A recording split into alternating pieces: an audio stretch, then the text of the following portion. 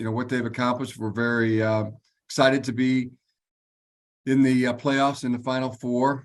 And just overall, just can't say enough good things about our players, our coaches, our staff. To be 13-0, I mean, that, my mouth has a hard time even, forming that. It's just very unfamiliar to say that in relation to football. I mean, it sounds like, a hot start to a basketball season at the beginning of the season. But with that being said, we're excited for the challenge to advance and to see how we'll stack up in the playoffs. Thanks, Coach. Once again, please use the raise your hand function in the reactions tab to ask a question of Coach Harbaugh. The Wolverines will take on TCU Saturday, December 31st at 2 p.m. Mountain Standard Time on ESPN. Please get your credentials now as well. We'll start off with Rainier from the Detroit Free Press. Hey, Jim, just wanted to get your thoughts. There was an NFL Network report out there that, they're vetting you for a candidate for a job, multiple teams in the NFL. I was just wondering your reaction to that and whether you would even consider that at this point after this year. Well, it's a lot of that time of the year type of speculation, but I think no man knows the future, but I think the people that think we've done a good job and are pleased with the job that we've done here in Michigan. They're going to be, very happy to learn that we'll be back enthusiastically coaching the Wolverines in 2023.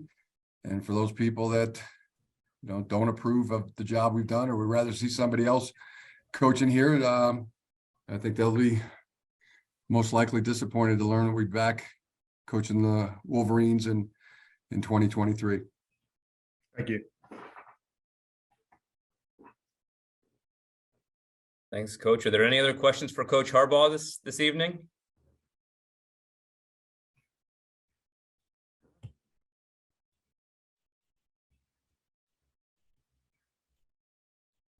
Going, as they say in an auctioneer, Coach. Oh, here we go. Brian Estridge from TCU Radio. Brian, go ahead for Coach Harbaugh. Hey, Coach, thanks for the time here tonight. For folks who are, here in Texas, if you could describe your team and what you want them to be about offensively and defensively. I'm not necessarily talking about schematically. Like, what's the mentality of your group? What would you say? There'd probably be a lot would go into that. I think it's just, guys that are relentless competitors and, every day they're about taking care of their business on and off the field. They work and compete. What I've been looking at from TCU, I think we're built a lot the same way. Both teams. And I hope that the TCU coaches would say the same about us after watching it, watching us play. And a lot of other things I would say about our team. They're tremendous mindset when it comes to the more physical we game plan the game, the more they seem to embrace it, and I love that about our team. I think it's and I take myself out of this, but the coaching has been really good. Our defensive staff, what they've been able to do. Teachers, real teachers. Same with our offensive staff and our special teams. Everybody just bleeds blue. They all pull in the same direction and tremendous, relentless competitors.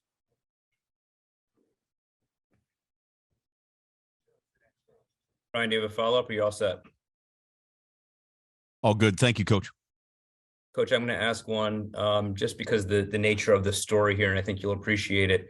You have a young man on your team who was from Phoenix Pinnacle High School, J.D. Johnson, who was highly recruited to come out there and unfortunately due to medical condition couldn't play, but you honored his scholarship. Can you share a little bit with the group here about JD and him with the Michigan program? Yeah, JD, I'll tell you, I watch him throw the ball pre-practice or during practice, just throw and play catch with him sometimes. I mean, an amazing arm. He can still rip it like you wouldn't believe. But he's, unfortunately, the doctors are not letting him play. And he's turned that,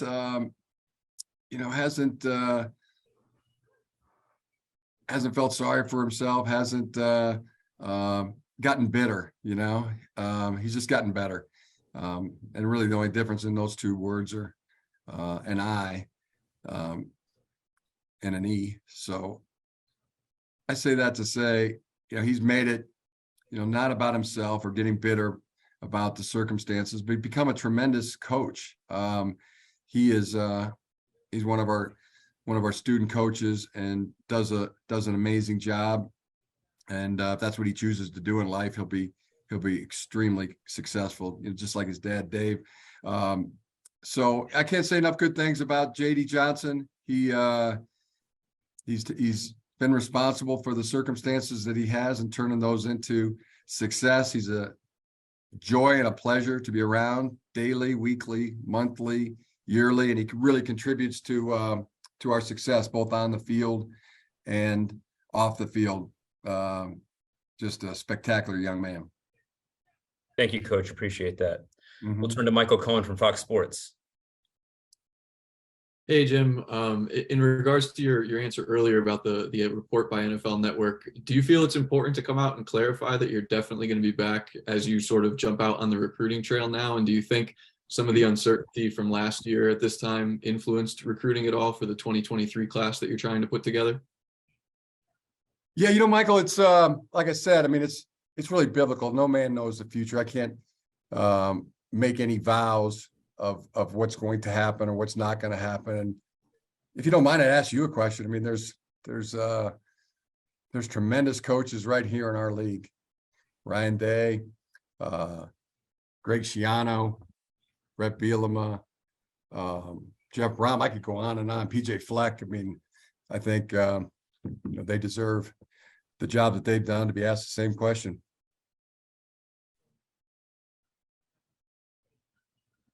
Tony Garcia from the Detroit Free Press. You're up for Coach Harbaugh. Yeah, hi Jim. Again, congratulations on last night.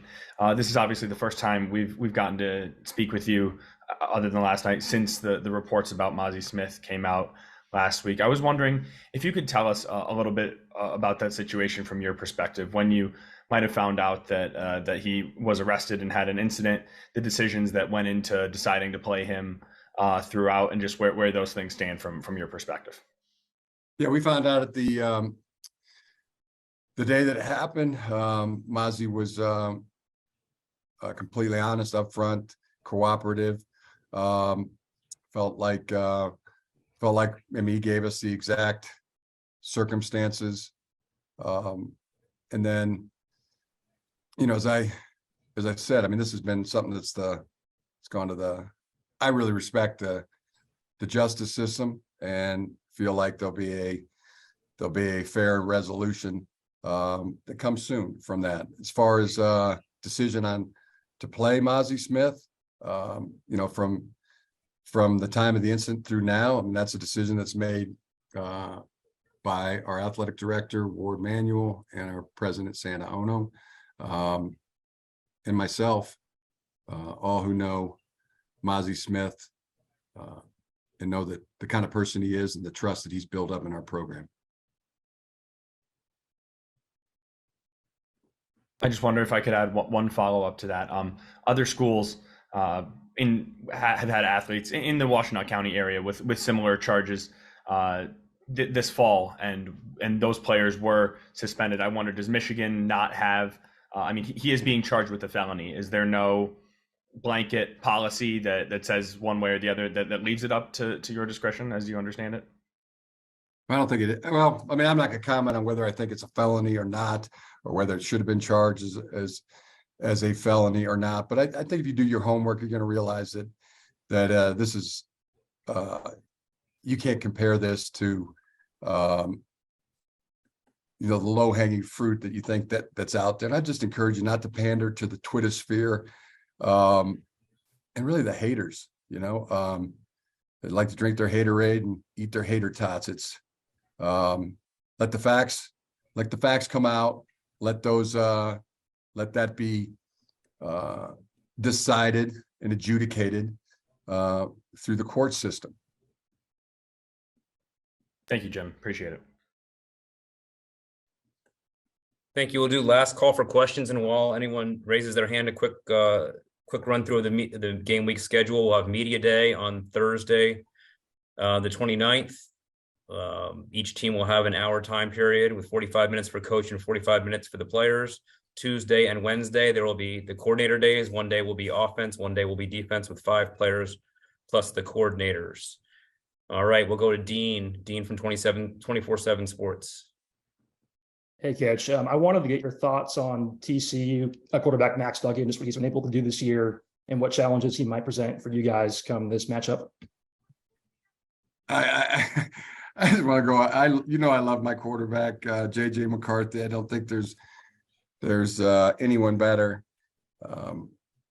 Our guy, he just never gets flustered. He never gets rattled. I've never seen him nervous one time. And the TCU quarterback, I can't tell you what a joy and a pleasure it was to watch him compete in the game on Saturday. Nothing but tremendous respect for the type of competitor that he is. And it's going to be a huge challenge getting ready for a quarterback like that. All I've seen is just relentless competitor, super talented, tremendous effort. Any quarterback in the history of the game would have loved to have a game like he had on Saturday and have that on their resume. So that'll get us fired up. We'll be fired up to compete against a relentless competitor like him. It was just wonderful to watch him compete.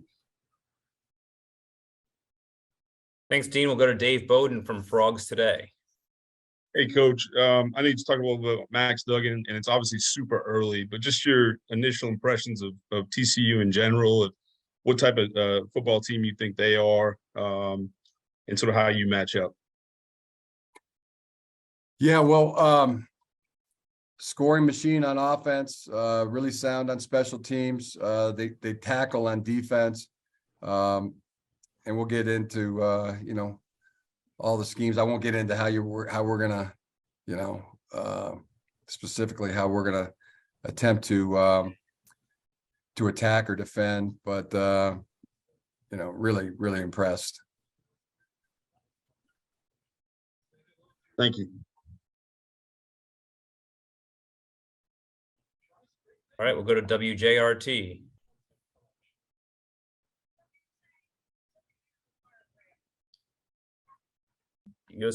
Yusuf, we're having trouble hearing you. Can you type your question into the chat, please?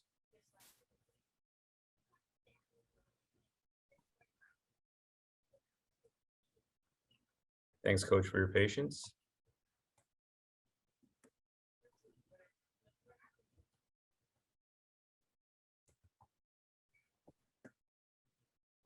In the meantime, I'd just like to say that I can't wait to come to Phoenix. Everybody loves Phoenix, and back in the days when I used to go there, my beautiful Aunt Jay and Uncle Crossy were still alive and lived in Phoenix, and Jimmy and Pam Vaccaro, cousins, are still there. They used to have a restaurant named Vaccaro's that we used to love to go to, and also one of my favorite guys in the whole world, Jerry Murphy, and the whole Murphy family. Can't wait to see you all. And Mark Madsock, another dear friend. Can't wait to see you all, and the family's looking forward to spending time with you when we get out there as well. So, Coach, speaking of Phoenix and Arizona, I mentioned in the outset you were the quarterback of the 86 team, and I can't believe a question hasn't come up about that time yet. So I'm going to ask it. Share with us your experience of, playing a Nebraska team and the hard fought game and playing in this game one time, and now you're able to come back. I would have to check our record books. I didn't do so to find out if you're the first ever person to play in the game and then coach it. Probably not. Probably others who've done that, I would think. Yeah, just I mean, back growing up as a kid, used to always watch the Fiesta Bowl on TV, and everybody out there warm, and we were back, snow on the ground, and the people used to sit on that hill. That's the thing I first remember, and then watching the game. So it was really awesome to play in that game. Got to meet Tom Osborne, and super competitive game against Nebraska. We were fortunate to win the game. Since then, been back many times. Been there for spring training for baseball. Been there to play pro games as a pro athlete and coach. And college coach when I was at Stanford, played ASU a bunch of times. So just a great place. I think everybody loves Phoenix. Thanks, Coach. The question from Yusef is, when was the first time you realized that JJ was the competitor that he is? I'm pretty sure right away, but then it always it's daily, weekly, monthly. I could tell you a bunch of stories, but you just see it. It's just who he is, what his parents have poured into him, Jim and Megan McCarthy. I mean, Jim's this larger than life personality, and Megan is just this very calm, sophisticated, wonderful, but deep down, competitor and fierce protector of their family. And I just see it. Both those parents have poured into JJ, and he's almost identical 50-50 carbon copy of his mom and dad. And I just so thankful for all the parents on our team that have poured so much into the youngsters that are on the team. It just makes it so easy to to be their coach and be around them on a day-by-day basis. I mean, they've all been taught so many of the lessons in terms of hard work, competition, being accountable, doing what is right. Not just JJ, but pretty much our entire squad. And just watching, that the apple doesn't fall too far from the branch is, really shows up so much with our team in relation to what their parents are like. Brian? Yeah, Coach, one more quick one for you. You and Coach Dykes kind of crossed paths a little bit in the Pac-12. Obviously, he was at Arizona, you're at Stanford, then then his tenure at Cal. What do you remember about Coach Dykes and his teams? Anything stand out? Did you guys spend any time together? No, we really haven't spent too much time together, but just been a fan from afar. The strategy, I guess there's decision making and there's strategy, and it's good to know the difference between the two. But I think he's outstanding at both, and strategically, just like watching his football. I think he thinks a lot like a really good chess player, and I respect that. Great. Thank you. And with that, we will close out today's media availability session with Coach Harbaugh and welcome you all to the 2022 College Football Playoff semifinal at the Fiesta Bowl.